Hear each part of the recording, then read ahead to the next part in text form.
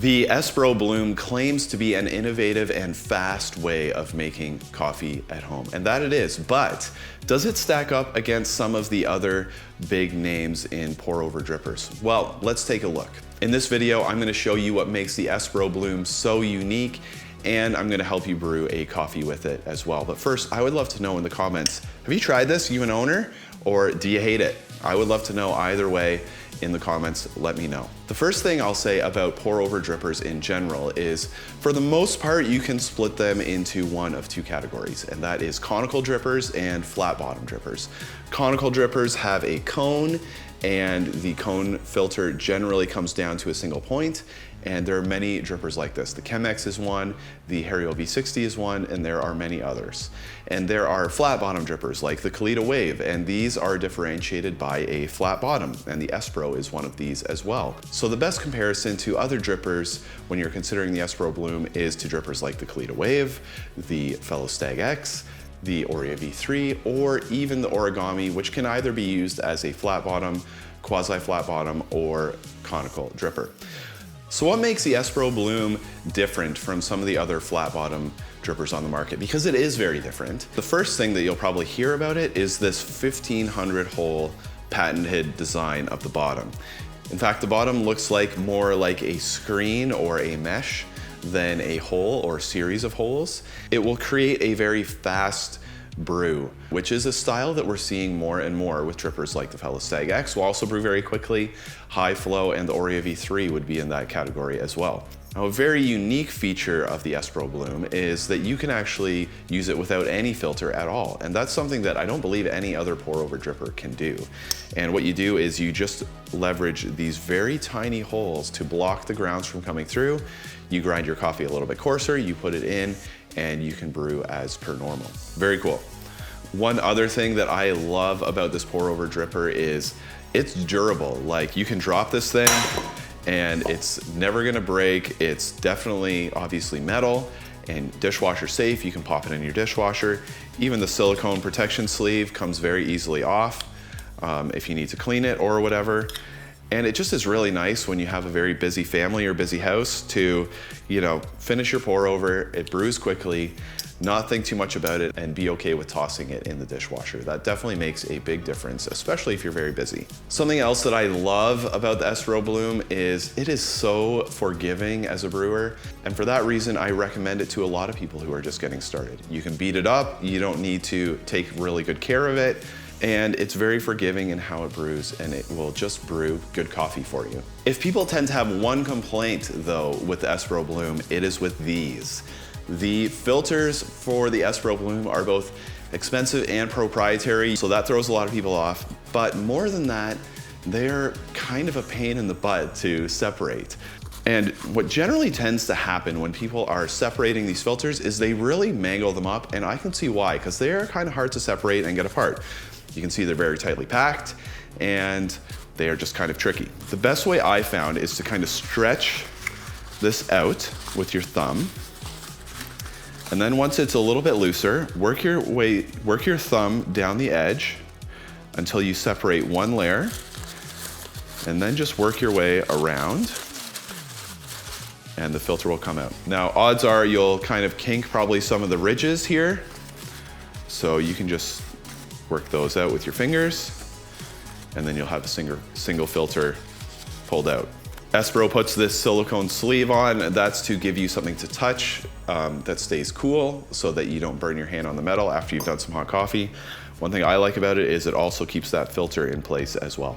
Espro has a lot of great brew guides on their website for all their equipment, and for the Bloom, they recommend doing a 16.5 gram dose with a 50 gram Bloom followed up by a 260 gram pour, so about a 310 ml total brew weight. That works out to about a 1:18, almost 1:19 ratio for all my coffee geeks. I will say that recipe works very well, and I used it across a wide variety of coffees when I first got my Bloom, and it works great. So you can go on the Bloom website, I'll link it down below to the brew guide for that, and you can follow that recipe if you want. It's at least worth a try. I like to do a 1:16 recipe for my coffees. It's a little bit stronger, so I'm gonna show you how to do that. First thing you'll need, especially if you're new to pour over, is a scale, super helpful. Another thing you'll need is something to brew in. You can easily brew into your cup. I'm just gonna brew into a serving carafe so you can see the coffee happening. Of course, you'll need a cup, and I've got my ground coffee here. I've got 16 grams ground, and I definitely went on the finer side of grind for pour over. If you got a specific grinder and you would like a recommendation for a starting point, just hit me in the comments and I'll try to do my best there. And of course, hot water. I've got my kettle heated here to right around 200 degrees Fahrenheit. So the first thing you'll want to do, like with many pour over drippers, is to wet the filter, rinse the filter out. And with the Bloom, with the way these filters are made, if you hit the side of the filter first, it's gonna wanna tend to bunch up and just be generally annoying. So you can avoid that fairly easily by dousing a good amount of water on the bottom first and then slowly working your way up. So I'm gonna do that right now. You might get a little curling, but as long as it's not sticking right into the middle of your brew, it's totally fine. Now, one other thing I'll find with the Bloom is when you're in this pre-rinse phase, all the water doesn't go through. So again, that's maybe a bit of a downside compared to some other brewers. So you just want to dump that out before you put your coffee in. Okay, now I'm going to put in my 16 grams of ground coffee.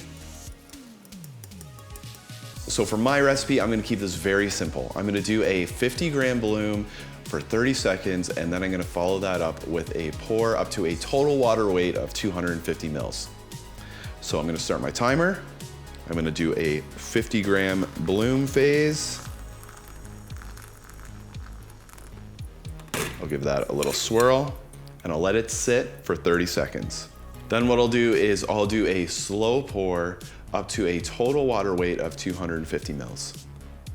I'm gonna try and keep all those beans agitated without pouring too quickly. If you see any dark floaties, you want to try and make sure you're hitting those with the water.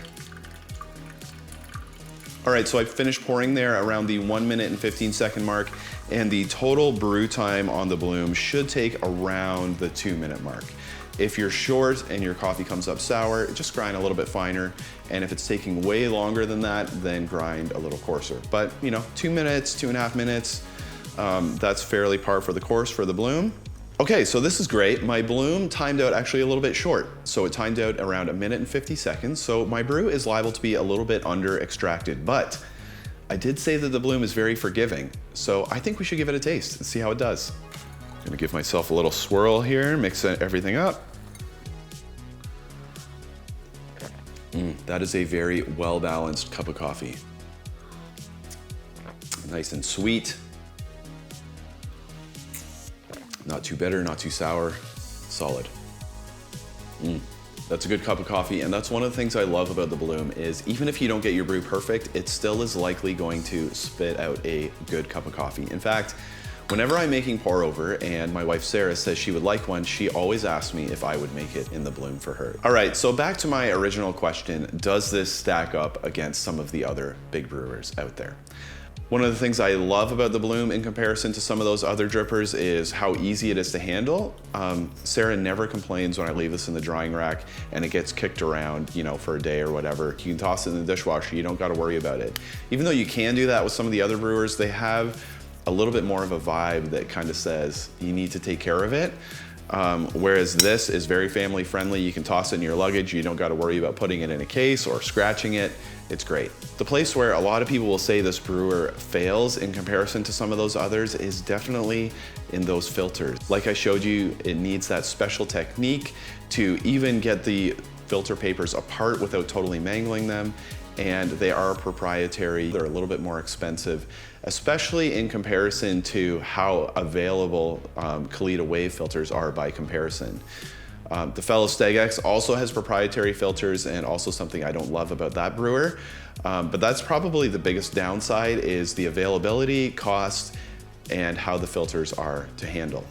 Now, one thing that's really cool about this dripper, if you're a bit more of a tinkerer, is the ability to brew this without any filters. So if you are headed out camping or on vacation and you do want to take a pour over with you, The fact that you don't need to bring filters with you and that you can actually brew this is remarkable. And I will say that in general, especially if you are learning and you just want a fast and forgiving cup of coffee, the Bloom will deliver.